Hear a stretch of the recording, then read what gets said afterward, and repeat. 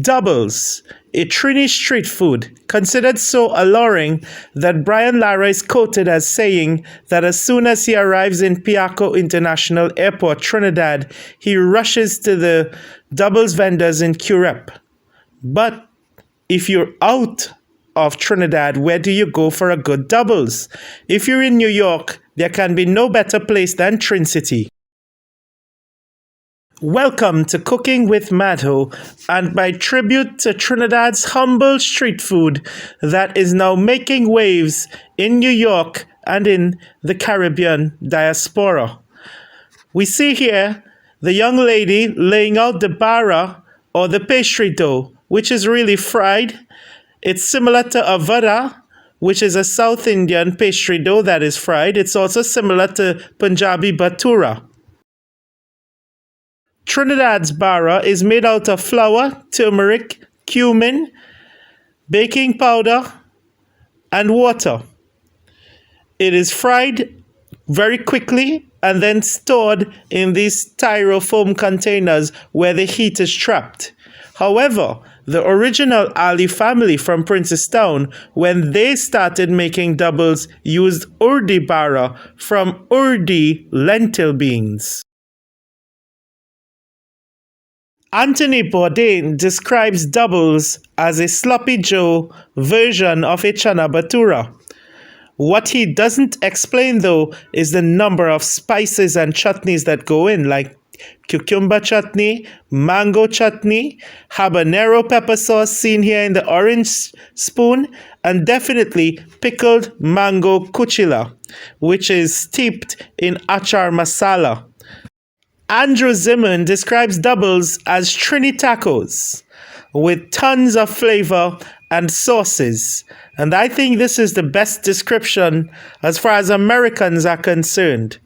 But if you see on the right, you'll notice that another one of the shop assistants is putting together a vegetarian roti made out of dal puri. And we'll get to that very soon. But you'll see this lady, she's going to wrap up the double. Costed $1.50. So it's very economical. And it's like a $1 pizza. We see a line of people there getting excited because they're by the non-vegetarian section of the roti shop, where people are hyping and enthused about their bacon shack, because Triniciti is also very popular for serving some of the non-veg items, particularly having a queue that is completely separate for bacon shack. Guy Fieri describes dal puri and chana and aloo as being in the top 1 or 2 vegan dishes he has ever tasted. And he might be right, but I've also added some pumpkin, and I have added kalaloo or dashin, or what Trinis call bhaji.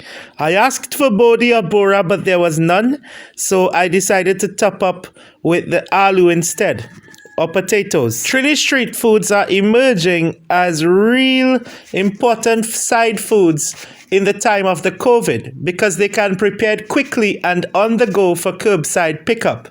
And this has been an adaptation for the Indo-Trinidadian and Indo-Guyanese restaurants that they've really picked up in the sales of roti wraps and definitely doubles since COVID. So it shows you how their restaurants are changing their menu. So there's less of a restaurant appeal to these roti shops and more of a takeaway scene. And if you look carefully, you'll notice some fried shark seen here. And there are condiments like pineapple, lettuce, purple onions, and tomatoes that are supposed to go with the shark. I don't eat bacon shark, but many Trinidadians profess that it's tasty. And once you have bacon shark at Triniciti, you can really think that you're back in the islands, that you're right on Maracas Beach. Or at least that's what the customers seem to think. A lot of them queue for bacon shark in New York. No pineapple, no. Same thing here.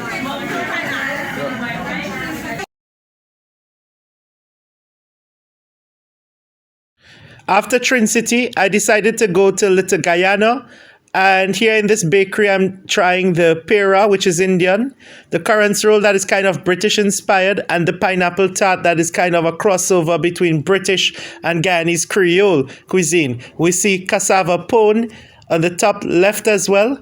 And there's also some black eye bean pastry that I tried, which is classic Chinese cuisine. I thought this was really impressive.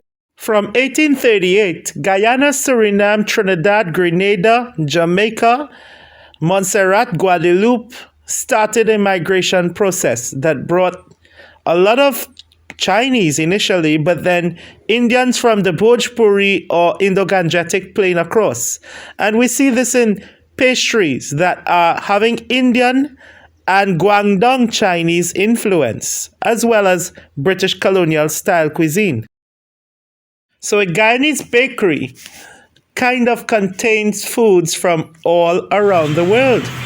And that's what's really interesting. Even the native indigenous foods are on display in this Guyanese bakery. And there are so many other Guyanese bakeries and shops. But what I really like about Guyana is their vegetarian Chowmein noodles that hands down is the best in CARICOM. And I strongly recommend this brand because I used it in Trinidad.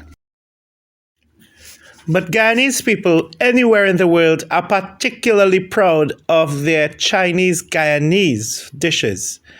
And these Chinese dishes neither maintain Guangdong nor Sichuan style cuisine. And Jade restaurant that is not just Trini based in foods, but also Chinese Guyanese could attest to this.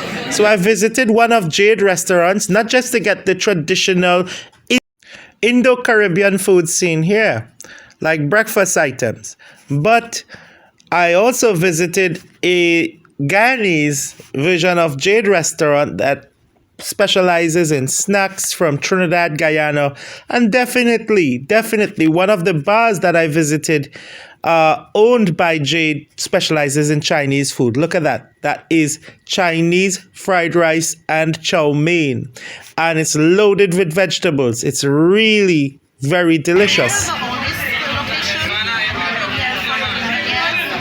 we have another location on 121 Street. They've been around for like 4 years. And then we have two more like a roti shop where we do a lot of curry and masab shots and dal puri and stuff like that. So when people think about Guyana and New York in terms of food, what should they think about? Roti or Chinese?